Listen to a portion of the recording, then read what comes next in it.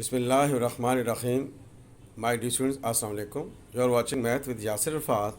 We are going to discuss 0 factorial. It is equals to 1. How it is equals to 1?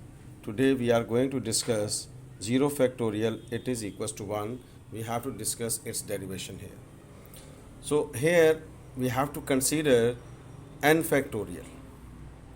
We have to consider n factorial.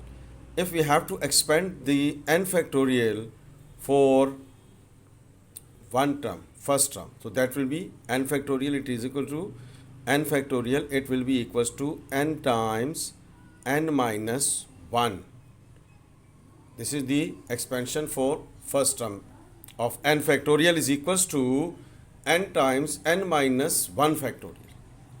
So this n, it is in the product form, so we have to shift this n to the other side here. So this is n minus 1 factorial, or we can write down n minus 1 factorial,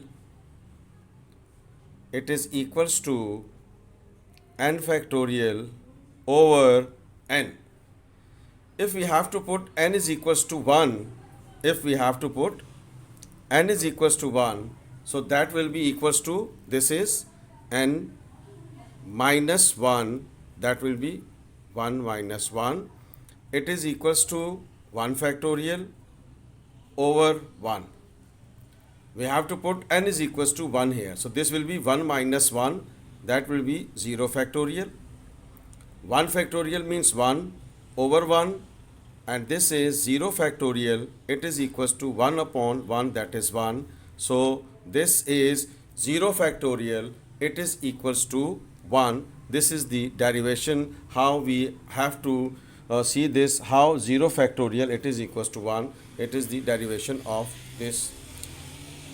Dear students, if you like this video, please share it and subscribe my channel Math with Yasir Rafat. Thank you so much. Allah Hafiz.